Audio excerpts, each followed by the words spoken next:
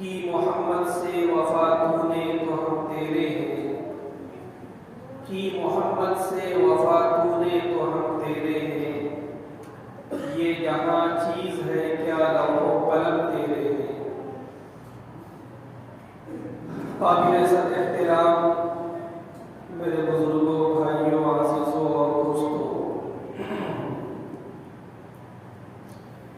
ربیع الاخر کی یہ پہلی تاریخ ہے۔ ربیع الاول کا مہینہ گزر گیا، اس کی 30 تاریخ مکمل ہو گئی۔ ربیع الاول کا مہینہ اس اعتبار سے بہت اہم مہینہ ہے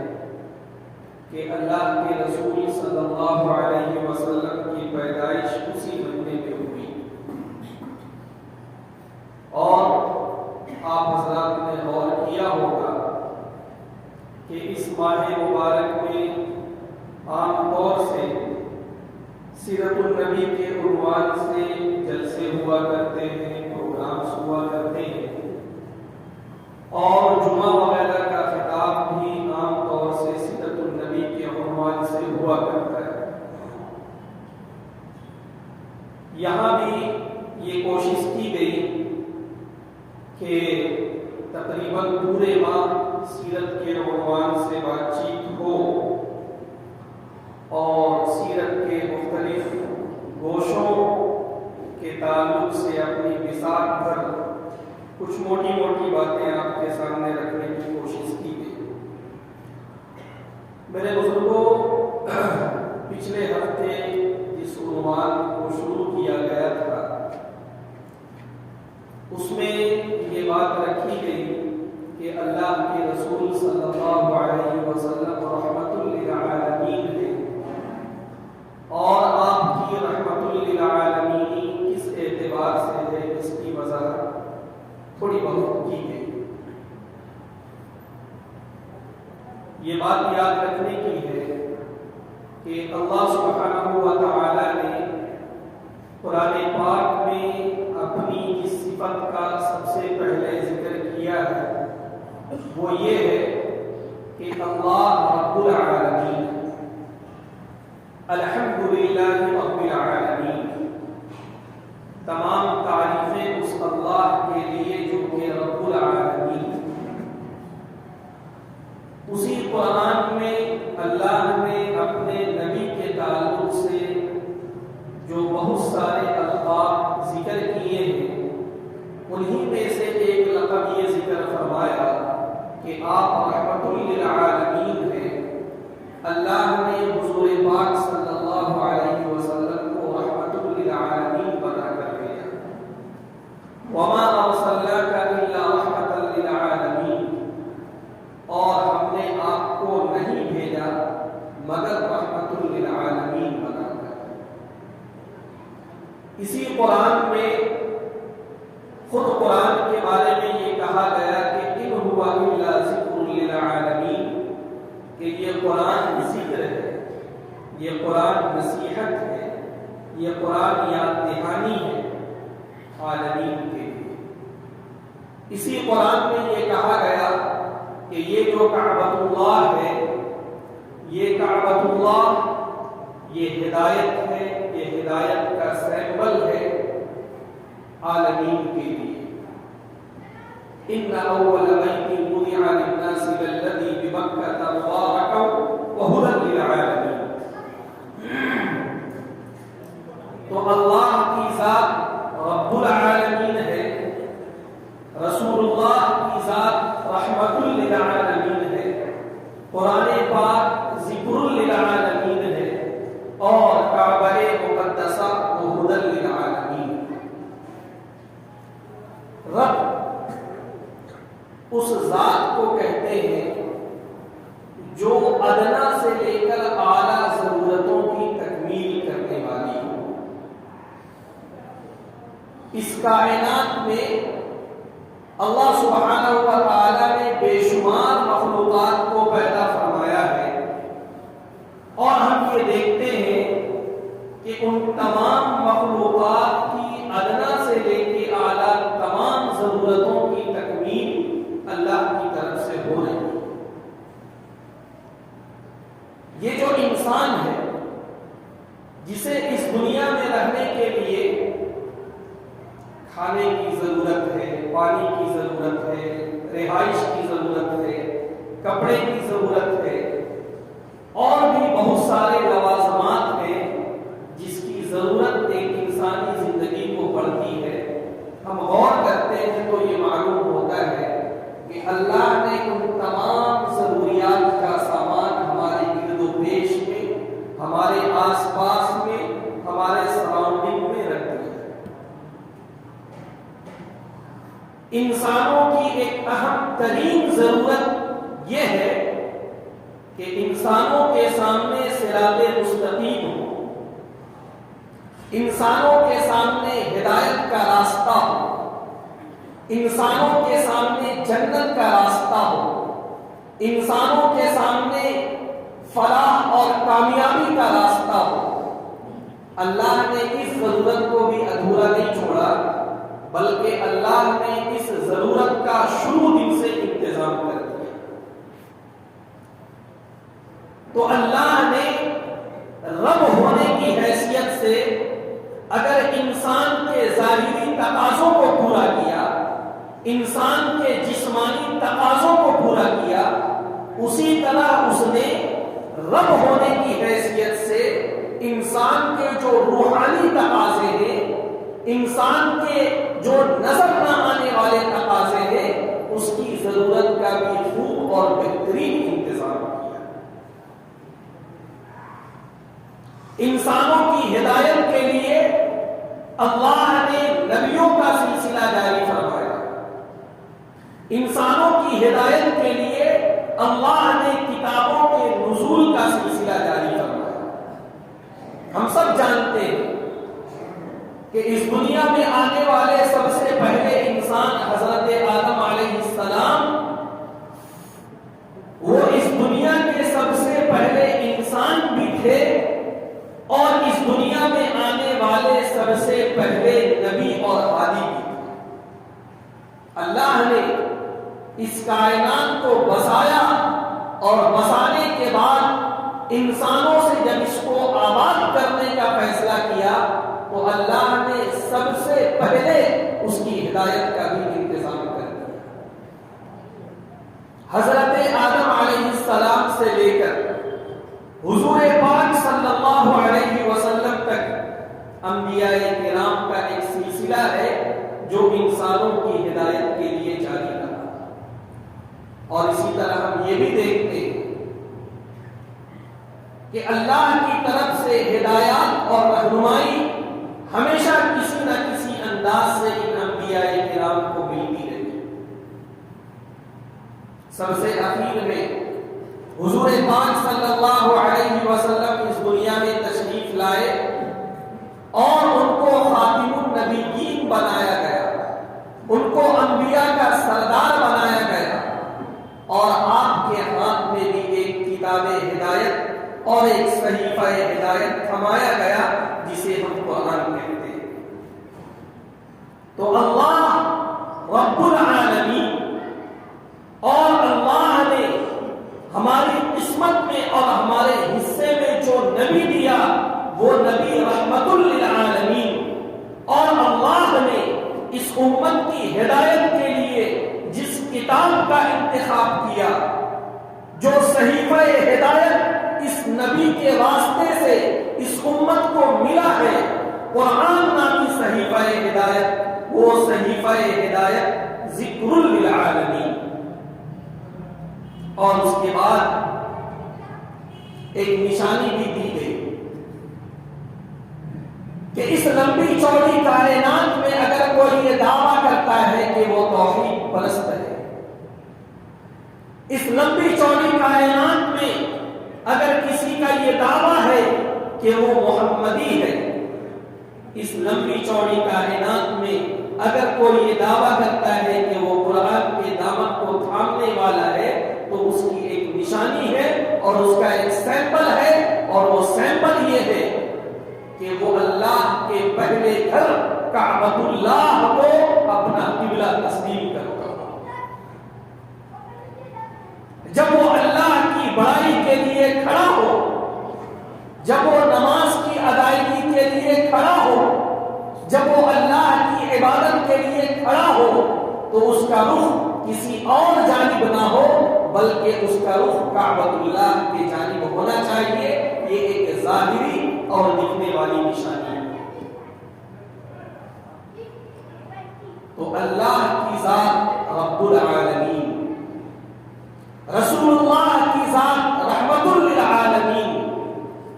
قرآن پاک ذکر للعالمین، اور کعبۃ اللہ ہدی للعالمین۔ تھوڑا ہم غور فرمائیں، پچھلے ہفتے بھی اس بات کی وضاحت ہو چکی کہ اللہ کے رسول رحمت للعالمین کس اعتبار سے، اس کی انشاءاللہ مزید وضاحت ہوگی۔ اللہ کے رسول عالم ارواح میں بھی رحمت، اللہ کے رسول عالم دنیا میں بھی رحمت، اللہ کے رسول عالم برزخ میں بھی رحمت، اللہ کے رسول عالم آخرت میں بھی رحمت، اللہ کے رسول انسانوں کے لیے رحمت، اللہ کے رسول جنات اور فرشتوں کے لیے رحمت، اللہ کے رسول اس کے علاوہ جو بھی نباتات، جمادات، شجر و حجر تمام کے لیے رحمت۔ لیکن آگے بڑھنے سے پہلے یہ بات ذہن میں رہے کہ اللہ نے ہم لوگوں کی ہدایت کے لیے جو قرآن پاک دیا ہے، ہماری رہنمائی کے لیے جن کو آئیڈیل بنایا ہے، اللہ نے کس طرح قرآن پاک کی حفاظت کا انتظام فرمایا، اللہ نے کس طرح احادیث پاک کی حفاظت کا انتظام فرمایا، اور اللہ نے جس نبی کو ہمارے لیے آئیڈیل اور رہنما بنایا، اللہ نے اس نبی کی زندگی کے ایک ایک واقعے کو کس طرح سے اللہ نے محفوظ کیا ہے۔ آج جب ہم غور کرتے ہیں تو یہ بات سمجھ میں آتی ہے کہ یہ صرف اللہ کا انتظام تھا، ورنہ کسی انسان کے بس میں نہیں ہے کہ کسی انسان کی زندگی کو اس طرح سے محفوظ کر لیا جائے۔ آپ دیکھیے قرآن پاک، الحمدللہ رب العالمین سے قرآن پاک کی شروعات ہوتی ہے، اور من الجنۃ والناس سے قرآن پاک کا اختتام ہوتا ہے۔ یہ پوری کتاب ہے، یہ ایک مکمل کتاب ہے، یہ لاسٹ گائیڈ بک ہے، یہ آخری صحیفہ ہدایت ہے۔ اس کتاب کے آنے کے بعد جو بھی کتابیں اگر دنیا میں پائی بھی جا رہی ہیں، وہ تمام کتابیں منسوخ ہو گئی، ان کا کوئی اعتبار نہیں رہا۔ اب اگر صحیفہ ہدایت اس دنیا میں ہے تو وہ صرف قرآن پاک۔ اس قرآن پاک کو اللہ سے حضرت جبرائیل امین نے سنا اور پوری امانت داری کے ساتھ حضور پاک صلی اللہ علیہ وسلم تک اسے پہنچایا، اور اللہ کے رسول نے پوری امانت داری کے ساتھ صحابہ کو پہنچایا، صحابہ نے تابعین کو پہنچایا، تابعین نے تبع تابعین کو پہنچایا، اور اس کے بعد سلسلہ وار یہ قرآن کی امانت امت کے سینوں میں بھی محفوظ ہے اور کتاب کے اوراق میں بھی محفوظ ہے۔ آپ یہ مت سمجھیے کہ یہ جو قرآن آج محفوظ ہے اس کو چیلنج نہیں کیا گیا، اس کو شروع زمانے میں بھی چیلنج کیا گیا، درمیانی مرحلے میں بھی چیلنج کیا گیا، اور آج بھی اس قرآن پاک کو چیلنج کیا جاتا ہے۔ ہر زمانے میں جو باطل پرست لوگ ہوئے ہیں، جو اسلام کے دشمن ہوئے ہیں، انہوں نے قرآن پاک کو مٹانے کی کوششیں کی ہیں۔ یہ جو ہم دیکھتے ہیں کہ بسا اوقات کوئی سربھرا کوئی پاگل کوئی دیوانہ اٹھتا ہے اور قرآن پاک کو جلاتا ہے، آپ یہ مت سمجھیے کہ یہ کوئی معمولی واقعہ ہے۔ اس کے پیچھے جو مینٹلٹی ہے، اس کے پیچھے جو ذہنیت ہے، اس کے پیچھے جو تھنک ہے، اس کے پیچھے جو فکر ہے، وہ یہی فکر ہے کہ قرآن پاک کو اس دنیا سے مٹا دیا جائے، قرآن پاک کو اس دنیا سے نیست و نابود کر دیا جائے۔ لیکن ان کو کیا معلوم کہ قرآن کی شکل میں جو روشنی جل رہی ہے، قرآن کی شکل میں جو نور اس دنیا میں قائم ہے، وہ کسی اور کا نور نہیں، وہ کسی اور کی جلائی ہوئی روشنی نہیں، بلکہ وہ اللہ کی طرف سے آیا ہوا نور ہے، وہ اللہ کی طرف سے جلائی ہوئی روشنی ہے۔ یریدون ان یطفئوا نور اللہ بافواہہم، یہ کافر یہ چاہتے ہیں کہ اللہ کے نور کو اپنی معمولی پھونک سے بجھا دیں، ایسا کبھی نہیں ہو سکتا۔ آپ لوگوں نے سنا ہوگا کہ ایک زمانے میں تاتاری قوم ایک اٹھی دنیا میں، اور ان لوگوں نے دنیا کو تاخت و تاراج کرنا شروع کیا، دنیا میں قتل و غارت گری شروع کی، اور یہ چاہا کہ پوری دنیا کو وہ فتح کر لے۔ اور اس وقت چونکہ مسلمانوں کی حکومت تھی، ٹارگٹ میں مسلمان تھے۔ لوگوں نے لکھا ہے کہ ان لوگوں نے بغداد میں جو تباہی مچائی ہے، ہفتے 10 دن میں ان لوگوں نے 20 لاکھ مسلمانوں کو قتل کیا، اور بغداد اس زمانے میں علم کا مرکز تھا، بڑے بڑے کتب خانے وہاں موجود تھے، بڑے بڑے علماء وہاں پر موجود تھے۔ ان لوگوں نے ایک طرف سے تمام لوگوں کو تہہ تہہ کرنا شروع کیا، کتب خانوں کو چلانا شروع کیا۔ ان کے فساد کا عالم یہ تھا کہ کبھی کبھی مسلمانوں کے خون کی وجہ سے اس علاقے میں جو نہر تھی اس کا پانی لال ہو جاتا تھا، اور کبھی کبھی کتابوں کی سیاہی کے جلنے کی وجہ سے اور اس کی سیاہی کی وجہ سے اس کا جو پانی ہوتا تھا وہ کالا ہو جاتا تھا۔ اس طرح کی تباہی ان لوگوں نے مچائی۔ اس فوج کا جو جنرل تھا، جسے دنیا ہلاکو خان کے نام سے جانتی ہے، اس نے ایک دن کہا کہ میں نے مسلمانوں کا جو مرکز تھا اس کو تباہ و برباد کر دیا، مسلمانوں کے بڑے بڑے علماء کو میں نے تہہ تہہ کر دیا، مسلمانوں کے بڑے بڑے کتب خانوں کو میں نے جلا دیا، قرآن کے جتنے نسخے اس دنیا میں موجود تھے ان تمام نسخوں کو میں نے جلا دیا۔ اب دنیا سے مسلمان ختم، اب دنیا سے اسلام ختم، اب دنیا سے قرآن ختم۔ لوگوں نے لکھا ہے کہ لاشوں کے ڈھیر سے لڑکھڑاتا ہوا ایک چھوٹا سا بچہ جو کہ زخمی حالت میں تھا، حافظ قرآن تھا، وہ اٹھتا ہے اور ہلاکو خان کو مخاطب کر کے کہتا ہے کہ بہت اچھا، تم نے مسلمانوں کو مار ڈالا، تم نے قرآن کے نسخے جلا ڈالے، تم نے کتابوں کو جلا ڈالا، تم نے کتب خانوں کو برباد کر دیا، لیکن میرے سینے میں جو قرآن ہے اس کو اگر جلانے کی ہمت ہے تو جلا کر دیا۔ اللہ کا کرم ہے کہ آج بھی پوری دنیا میں ٹھیک ہے، ہمیں اقرار ہے اس بات کا کہ ہم عمل کے اعتبار سے کوتاہ ہیں، ہمارا ایمان کمزور ہے، اللہ کو جو مطلوب ہے وہ ہم میں نہیں، لیکن اس گئے گزرے دور میں بھی اگر آج کوئی جائزہ لے تو انشاءاللہ میں یقین کے ساتھ کہہ سکتا ہوں کہ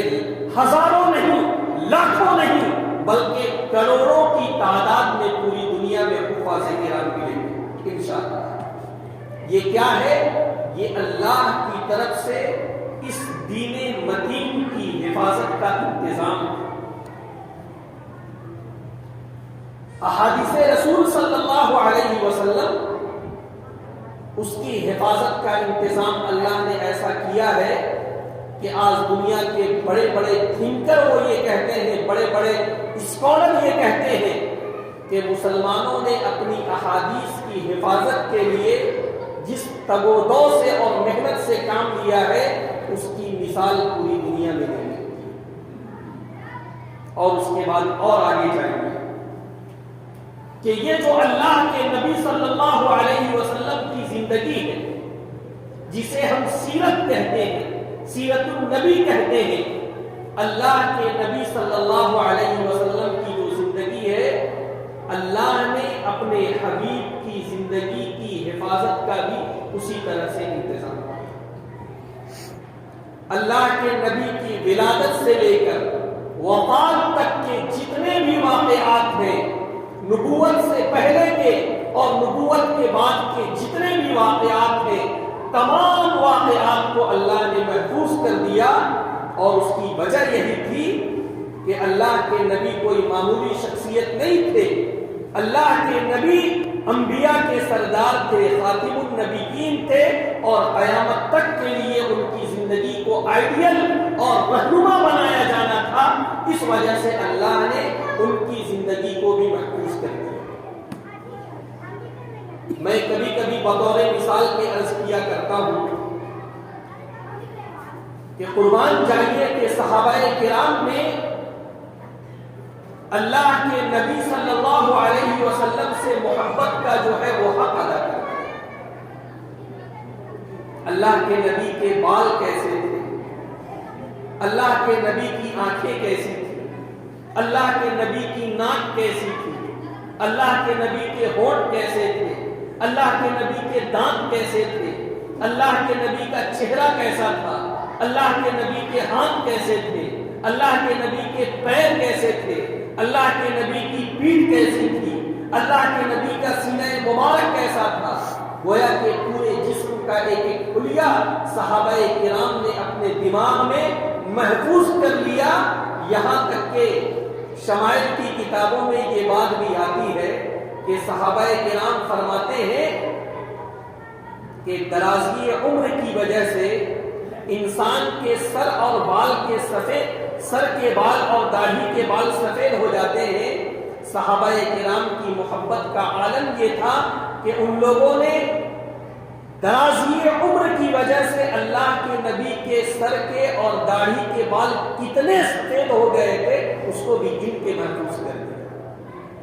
کوئی کہتا ہے کہ 17 بال، کوئی کہتا ہے 19 بال، کوئی کہتا ہے اور اس سے زیادہ۔ یہ کیا ہے؟ یہ ہے اللہ کی طرف سے اپنے نبی کی زندگی کی حفاظت کا انتظام، تاکہ کل قیامت تک کے آنے والے انسان اس نبی کی زندگی میں اپنے لیے رہنمائی اور اپنے لیے آئیڈیل کو دیکھتے رہے۔ میرے بزرگوں، ہمیں غور کرنا چاہیے کہ اللہ کے نبی صلی اللہ علیہ وسلم کو اپنی امت سے کتنا پیار ہے، اللہ کے نبی صلی اللہ علیہ وسلم کو اپنی امت سے کتنی شفقت تھی اور کتنی محبت تھی۔ خود ایک حدیث میں اللہ کے رسول صلی اللہ علیہ وسلم فرماتے ہیں کہ میری مثال اور لوگوں کی مثال جس کی طرف میں بھیجا گیا ہوں وہ اس طرح ہے، گویا کہ یہ سمجھ لیا جائے کہ کہیں پر آگ روشن ہے، اور جب کہیں پر آگ روشن ہوتی ہے تو ہم سب جانتے ہیں کہ آگ کے جلنے کے بعد، شمع کے جلنے کے بعد بہت سارے کیڑے مکوڑے آنے لگتے ہیں، جسے اردو زبان میں، مہذب زبان میں پروانہ کہا جاتا ہے۔ آپ لوگوں نے سنا ہوگا شمع اور پروانہ۔ جو لوگ اردو زبان کا شغف اور ذوق رکھتے ہیں ان لوگوں نے ادب کی کتابوں میں خوب اس کی مثالیں پڑھی ہوں گی۔ سلگنا اور شے ہے جل کے مر جانے سے کیا ہوگا، سلگنا اور شے ہے جل کے مر جانے سے کیا ہوگا، جو ہو رہا ہے کام ہم سے وہ پروانے سے کیا ہو. شمع اور پروانہ یہ اردو زبان و ادب میں خوب استعمال ہوتا ہے. بہرحال میں یہ عرض کر رہا تھا کہ جب کہیں پر آگ جلائی جاتی، جب کہیں پر روشنی ہوتی، جب کہیں پر شمع جلتی ہے تو آپ لوگوں نے دیکھا ہوگا کہ کچھ کیڑے مکوڑے پتنگے اس کے گرد جو ہے آ کے کھدکنے لگتے ہیں. کوئی ادھر چھلانگ مارتا ہے، کوئی ادھر چھلانگ مارتا ہے، اور اس کے بعد جو ہے کبھی کبھی ایسا بھی ہوتا ہے کہ اس آگ میں وہ پروانے، وہ کیڑے اور وہ پتنگے جل جاتے ہیں اور وہ پھر مر جاتے ہیں. اللہ کے نبی صلی اللہ علیہ وسلم نے ایک موقع پر فرمایا کہ میری مثال اور جن لوگوں کی طرف میں بھیجا گیا ہوں ان کی مثال اسی شخص کی طرح ہے کہ جو کسی روشن آگ کے سامنے ہو اور بہت سارے پروانے اور پتنگے اس آگ میں کودنا چاہتے ہو اور اس آدمی کی چاہت یہ ہو کہ وہ پروانوں کو اس آگ میں اور اس شمع میں جلنے سے بچائے. یہی حال تمہارا ہے، یہی حال لوگوں کا ہے کہ لوگ اپنی نفس پرستی کی وجہ سے، لوگ اپنی خواہشات کی اتباع کی وجہ سے، لوگ شیطانی راستے میں پڑنے کی وجہ سے، لوگ من کے راستے میں پڑنے کی وجہ سے اپنے آپ کو جہنم کے راستے پر لے جا رہے ہیں. اور میری کوشش اور میری تمنا یہ ہے کہ میں ان لوگوں کو پکڑ کر اس آگ سے اور جہنم کی آگ سے بچاؤں. ایک اور موقع پر ایک صحابی ہے، وہ بیان کرتے ہیں کہ اللہ کے نبی صلی اللہ علیہ وسلم نماز پڑھا رہے تھے. آپ سب جانتے ہیں کہ ابتدائی دور میں چونکہ وہ فتنوں کا دور نہیں تھا، برائیاں اس زمانے میں عام نہیں تھی، نیک لوگ تھے، نیک جذبے والے لوگ تھے، عورتوں کو بھی اجازت تھی کہ وہ مسجد میں آ جایا کرتی تھی. اور ظاہر سی بات ہے کہ اگر کوئی عورت جس کے گود میں بچہ ہے، دودھ پینے والا بچہ، شیرخوار بچہ، تو ہر گھر میں اس کا انتظام نہیں ہوتا ہے کہ اس بچے کو دیکھنے والا کوئی موجود ہو. کبھی کبھی عورتیں اپنے شیرخوار بچے اور چھوٹے بچوں کو لے کر مسجد میں آ جایا کرتی ہیں. اللہ کے نبی صلی اللہ علیہ وسلم ایک موقع پر نماز پڑھا رہے تھے اور لمبی سورت آپ پڑھا رہے تھے. اچانک آپ کے کان میں آواز آتی ہے کہ کوئی بچہ رو رہا ہے.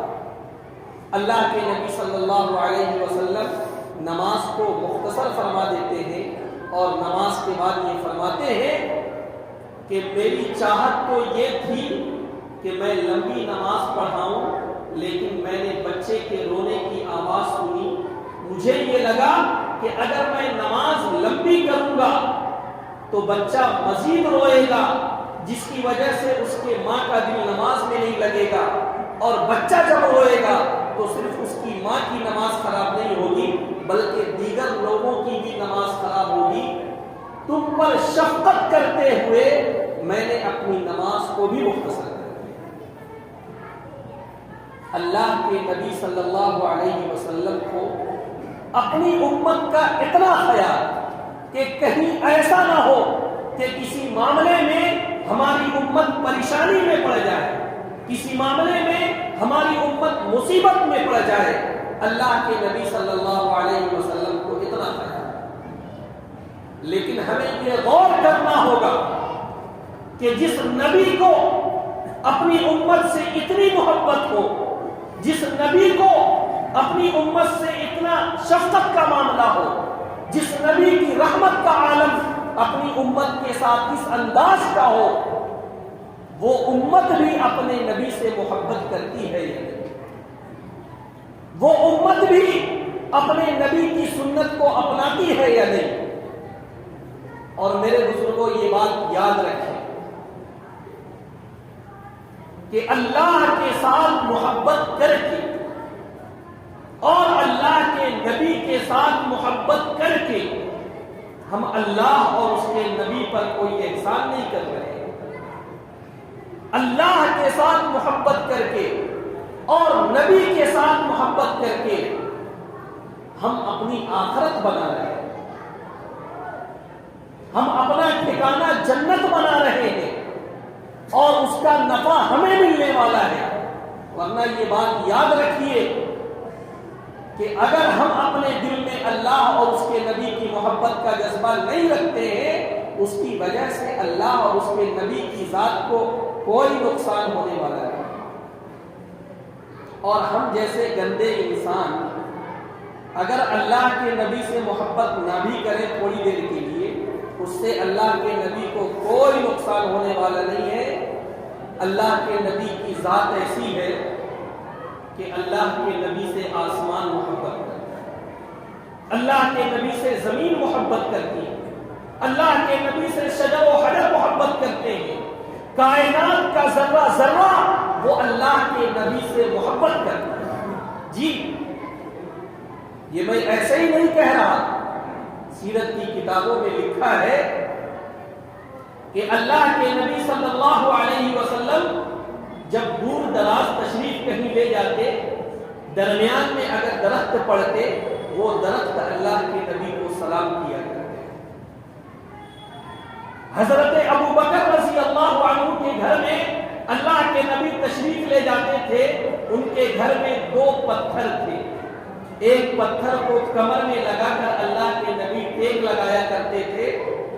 لیکن ایک دوسرا پتھر جو تھا وہ جب اللہ کے نبی حضرت ابو بکر کے گھر میں جاتے تھے تو وہ اللہ کے نبی کو سلام کیا کرتا تھا. اس لیے ابو بکر کے گھر میں جو 2 پتھر تھے اس کا نام تھا, ایک کا نام متکلم تھا جو اللہ کے نبی کو سلام کیا کرتا تھا, ایک کا نام متکا تھا جو اللہ کے نبی کے ٹیک میں استعمال ہوا کرتا تھا. جی پوری کائنات کو اللہ نے اپنے نبی کی محبت کے لیے لگا دیا ہے. ایک موقع تھا اللہ کے نبی صلی اللہ علیہ وسلم جبل احد میں تھے. احد ایک پہاڑ کا نام ہے, ہم سب جانتے ہیں. اللہ کے نبی صلی اللہ علیہ وسلم احد کے پہاڑ پر ہیں. حضرت ابو بکر تشریف لائے, حضرت عمر بھی تشریف لائے, اتفاق سے حضرت عثمان بھی تشریف لے آئے, اور اس کے بعد یہ احد نامی پہاڑ جو ہے وہ ہلنے لگا. اللہ کے نبی صلی اللہ علیہ وسلم نے فرمایا کہ اے احد رک جا, ٹھہر جا, تیرے اوپر ایک نبی, ایک صدیق اور 2 شہداء ہیں. نبی آپ صلی اللہ علیہ وسلم, صدیق حضرت ابو بکر اور 2 شہداء حضرت عمر اور حضرت عثمان. اللہ کے نبی صلی اللہ علیہ وسلم نے فرمایا کہ خود تو ٹھہر جا, تیرے اوپر ایک نبی ہے, ایک صدیق ہے اور 2 شہید ہیں. علماء نے لکھا ہے کہ یہ احد جو پہاڑ تھا وہ ہلنے کیوں لگا. کسی نے یہ لکھا کہ وہ اللہ کے نبی اور ان حضرات کے جلال اور ڈر کی وجہ سے ہلنے لگا. لیکن بعض دیوانوں نے بڑی عجیب بات لکھی ہے کہ وہ احد پہاڑ, اس نے جب یہ دیکھا کہ آج میری قسمت جاگ گئی ہے, آج میرے پشت پر, آج میری پیٹھ پر ایک نبی ہے, ایک صدیق ہے اور 2 شہداء ہیں, مارے خوشی کے گویا کہ وہ ناچنے لگا کہ آج تو میری قسمت کا دن ہے, آج تو میری عید کا دن ہے کہ آج میری پیٹھ پر ایک نبی ہے, ایک صدیق ہے اور 2 شہداء ہیں. تو ہم کیا سمجھتے ہیں کہ اللہ سے محبت کر کے ہم اللہ پر احسان کر رہے ہیں؟ اللہ کے نبی سے محبت کر کے ہم اللہ کے نبی پر احسان کر رہے ہیں؟ نہیں میرے عزیزوں, ان کی محبت اگر ہمیں حاصل ہو جائے تو ہماری دنیا آخرت سنور جائے. ربیع الاول کا مہینہ ختم ہو چکا ہے. ربیع الثانی کا مہینہ شروع ہو گیا، میں عام طور سے یہ عرض کیا کرتا ہوں کہ اللہ کے نبی کی سیرت کوئی ایک جلسے کا کام نہیں ہے، ایک دو مجلس کا کام نہیں ہے، دو چار جمعے کا کام نہیں ہے، بلکہ ضرورت اس بات کی ہے کہ اللہ کے نبی کی سیرت کو پڑھنا، سننا اور جاننا یہ ہماری زندگی کا جز بن جائے۔